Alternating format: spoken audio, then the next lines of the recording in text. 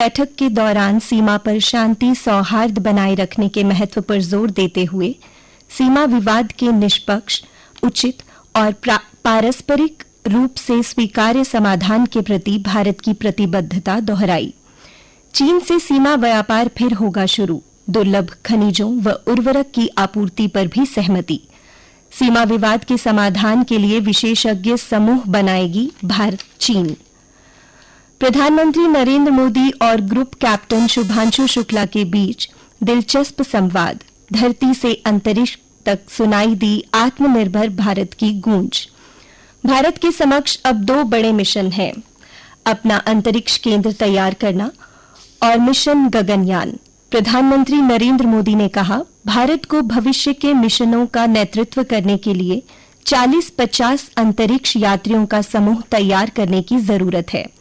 अंतरिक्ष के लक्ष्यों को हासिल करने में भारत की सफलता का मार्ग आत्मनिर्भरता में ही निहित है। गंभीर आपराधिक मामलों में हिरासत में लिए जाने या गिरफ्तार किए जाने पर अब मुख्यमंत्री या मंत्रियों को अपना पद छोड़ना होगा। सरकार आज लोकसभा में इस आशय का संविधान संशोधन विधेयक पेश करेगी। इसमें प्रावधान है कि संगीन अपराधों में लगातार 30 दिन तक हिरासत या गिरफ्तारी में रहने पर हर हाल में पद छोड़ना होगा। केंद्रीय गृह मंत्री अमित शाह इसके लिए आज 3 महत्वपूर्ण विधेयक पेश करेंगे। प्रधानमंत्री नरेंद्र मोदी ने राजग संसदीय दल की बैठक में उपराष्ट्रपति पद के प्रत्याशी सीपी राधाकृष्णन का अभिनंदन किया और उनका राजग सांसदों से परिचय भी कराया। उन्होंने राधाकृष्णन की सादगी भरी जीवन शैली और सार्वजनिक सेवा के प्रति उनके समर्पण का सराहना की। प्रदेश में डोगरों का सांस्कृतिक पर्व बच्छदुआ कल पूरी श्रद्धा के साथ मनाया गया। महिलाओं ने अपने बच्चों की लंबी आयु और परिवार की सुख शांति के लिए प्रार्थना की। नवजातों के लिए आशीर्वाद भी मांगा। मंदिरों, जल स्रोतों और घरों में दिन भर चलता रहा पूजा पाठ। किश्तवाड़ और कठुआ में प्राकृतिक आपदाओं के बाद उपजे हालात पर उपराज्यपाल मनोज सिन्हा ने प्रधानमंत्री नरेंद्र मोदी और केंद्रीय गृह मंत्री अमित शाह से बात की। उपराज्यपाल कल श्री माता वैष्णो देवी विश्वविद्यालय के 22वें स्थापना समारोह में वीडियो कॉन्फ्रेंसिंग के जरिए शामिल हुए। इस दौरान उन्होंने किश्तवाड़ और कठुआ में जान गंवाने वाले नागरिकों को श्रद्धांजलि दी। उन्होंने कहा, केंद्र सरकार प्रभावित परिवारों के यथाशीघ्र उचित पुनर्वास के लिए पूरी तरह प्रतिबद्ध है। मुख्यमंत्री उमर अब्दुल्ला ने कल इसी संदर्भ में कहा कि चिशौती गांव में बादल फटने से पैदा हुए हालात सबके सामने हैं। हम जम्मू कश्मीर में सबसे ज्यादा आपदा वाले संभावित इलाकों को चिन्हित करने के लिए विशेषज्ञों का दल गठित करेंगे। भारत रूस के बीच रणनीतिक रिश्तों को और मजबूती देने के लिए विदेश मंत्री एस जयशंकर कल रूस की 3 दिवसीय यात्रा पर पहुंचे।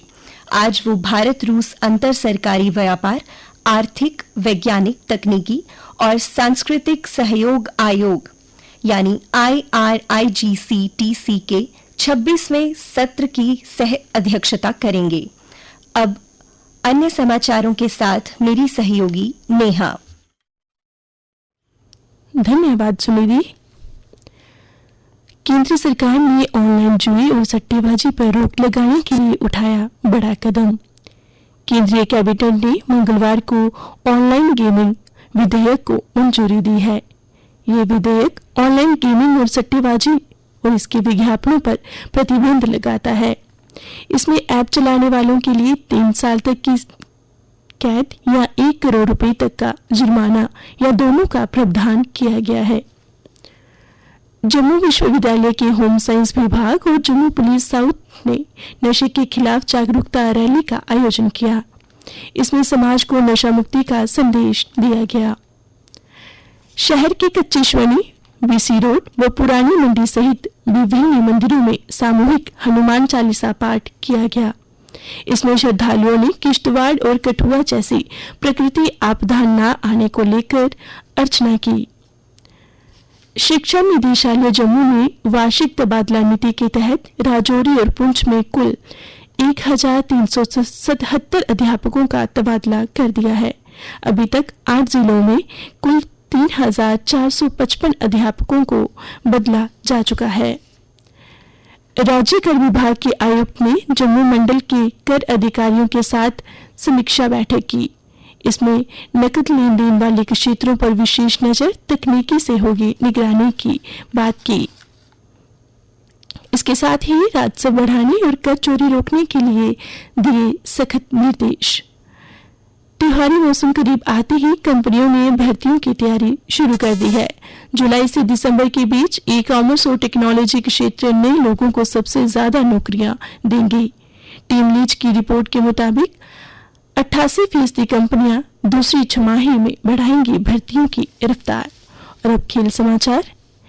खेलो इंडिया वाटर स्पोर्ट्स फेस्टिवल कल से शुरू होगा।